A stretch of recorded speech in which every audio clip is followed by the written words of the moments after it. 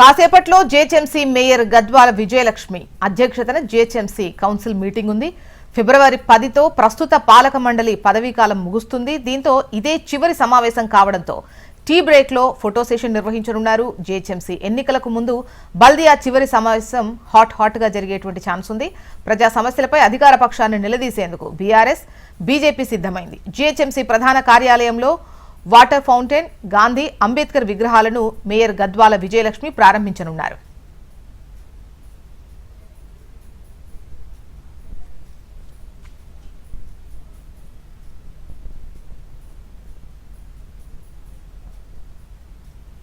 కాసేపట్లో GHMC mayor Gadwal Vijayalakshmi అధ్యక్షతన GHMC council meeting ఉంది. ఫిబ్రవరి 10తో ప్రస్తుత పాలక మండలి పదవీకాలం ముగుస్తుంది. దీంతో ఇదే చివరి సమావేశంతో కావడంతో టీ బ్రేక్ లో ఫోటో సెషన్ ఉంది. ఇక జీహెచ్ఎంసీ ఎన్నికలకు ముందు బల్దియా చివరి సమావేశం హాట్ గా జరిగే ఛాన్సెస్ కనిపిస్తున్నాయి. డీటెయిల్స్ మనకు ఆర్కే అందిస్తారు. ఆర్కే, చెప్పండి, జీహెచ్ఎంసీ కార్యాలయం దగ్గర పోలీసులు మోహరించి ఉన్నట్టుగా తెలుస్తోంది. మీ దగ్గర డీటెయిల్స్ ఎలా ఉన్నాయి?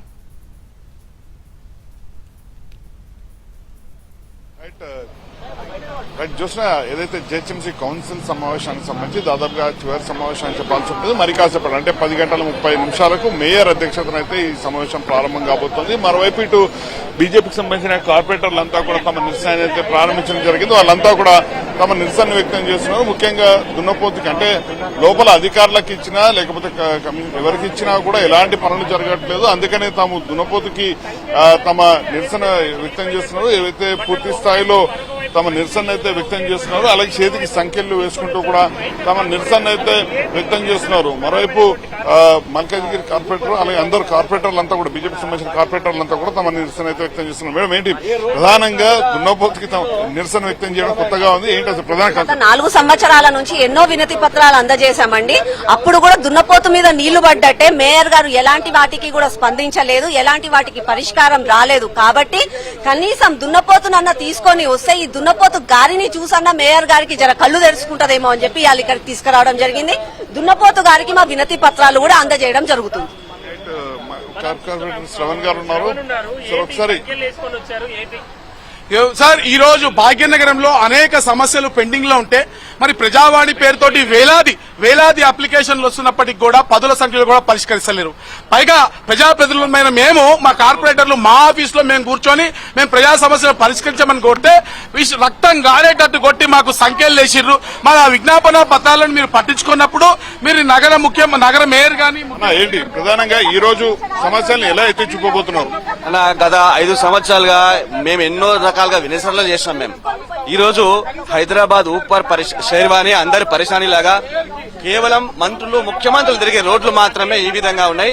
మరి బస్తీల్లో గల్లీల్లో పరిస్థితి ఇట్లానే ఉన్నదని చెప్పేసి డెమాన్స్ట్రేషన్ కోసం వచ్చినాం. మేము ఈ రోజు 5 సంవత్సరాలుగా ఈ మేయర్ చేతగాలి. ఆమె అధికారి పార్టీ మారింది తప్పితే ఆమె సొంత ప్రయోజనాల కోసం హైదరాబాద్ ప్రజలకు ఒరిగింది ఏమీ లేదు అని చెప్పి చూపించడానికే ఈ రోజు ఈ దున్నపోతును కూడా తీసుకురావడం జరిగింది. ఎన్ని వినతి పత్రాలు ఇచ్చినా స్పందించలేదు.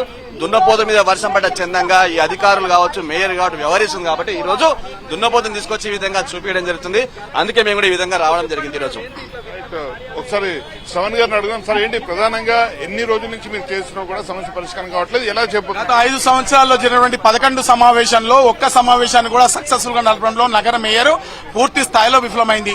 అనేక విజ్ఞాపన పత్రాలు నగర ప్రజల నుంచి వస్తున్నా కూడా పదుల సంఖ్యలో కూడా పరిష్కరించలేనటువంటి పరిస్థితిలో మరి దున్నపోతు గారు వారికన్నా బెటర్, ముఖ్యమంత్రి గారి కన్నా నగర మేయర్ కన్నా దున్నపోతు గారి బెటర్. ప్రజా సమస్యలపై ప్రశ్నిస్తే రక్తం గాయేటట్టు సంఖ్యలు చేసి పోలీసు కేసులు పెట్టి ఎత్తించినటువంటి పరిస్థితి రక్త చరిత్రను నగర మరి బల్దియా కార్యాలయంలో మొదటిసారిగా చూస్తున్నాం. అందుకే ఈ నిరసన.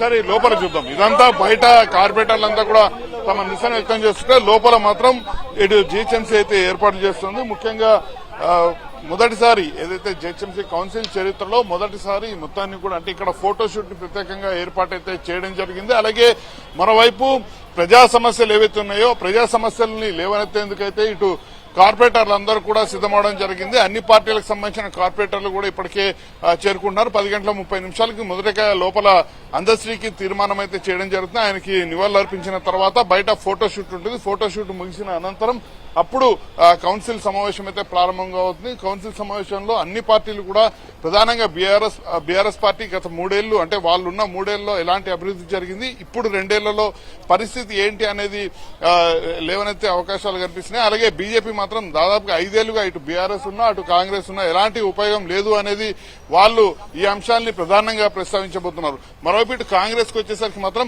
కాంగ్రెస్ పార్టీ ఖచ్చితంగా గత 3 ఏళ్లుగా ఏం జరగలేదు, కానీ మేము వచ్చిన 2 ఏళ్లలోనే పూర్తి స్థాయిలో చాలా వరకు కూడా చేయడం జరిగింది. ఇటు రోడ్ల అభివృద్ధి విషయంలో కావచ్చు, ఇతర అంశాల విషయంలో కావచ్చు, అన్నింటిలో కూడా పూర్తి స్థాయిలో తామే బాగా చేశామనేది చూపించుకునే ప్రయత్నం అయితే ఈ రోజు జరగబోయే అవకాశం ఉంది. అయితే గత ఇప్పటివరకు జరుగుతున్న కౌన్సిల్ సమావేశాల్లో 90% వరకు కూడా అన్ని కూడా వాయిదాల పర్వం కొనసాగుతూనే ఉంది. ఈ రోజు కూడా దాదాపుగా అలాంటి సిచ్యువేషన్ కనిపిస్తోంది. దాదాపుగా ఇప్పుడున్న పాలకవర్గం ఫిబ్రవరి 10వ తేదీతో ముగిస్తున్న నేపథ్యంలో ఈ రోజు దాదాపుగా కౌన్సిల్ సమావేశం చివరి సమావేశం అని చెప్పాల్సి ఉంటుంది. ప్రజా సమస్యలపైన చర్చించేందుకు చివరి సమావేశము.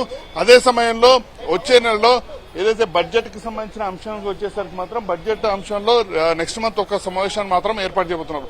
భద్రత విషయానికి వచ్చేసరికి ఇటు కార్పొరేటర్లు అందరూ కూడా పూర్తి స్థాయిలో తమ నిరసనలు అయితే వ్యక్తం చేసే అవకాశం ఉన్న నేపథ్యంలో భద్రతా పరంగా కూడా పూర్తి స్థాయి ఏర్పాట్లను కూడా చేయడం జరిగింది. ఎట్టి పరిస్థితుల్లోనూ కూడా నిరసనలు ఎవరు వ్యక్తం చేసినా కూడా వాళ్ళనైతే బయటకైతే పంపిస్తామంటూ కూడా చాలా క్లియర్ గా అయితే చెప్తున్నారు. ఏసీపీ అధ్యక్షతను కూడా పూర్తి స్థాయిలో భద్రత మొత్తాన్ని కూడా పర్యవేక్షిస్తున్న పరిస్థితి అయితే కనిపిస్తుంది. ఏసీపీ గారు ఒక్కసారి సంజయ్ కుమార్ గారిని అడిగి తెలుసుకుని సార్ భద్రత పరంగా ఎలాంటి ఏర్పాట్లు చేశారు?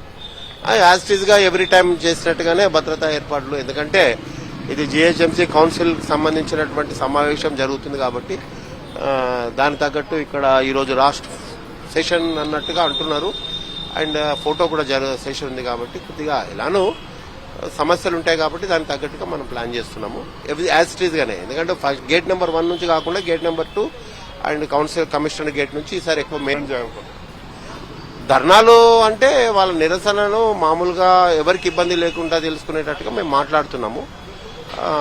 ఒకవేళ ఏదైనా ఇబ్బంది అయిందనుకో according to mayor's instructions, mayor's orders ప్రకారం వి విల్ యాక్ట్.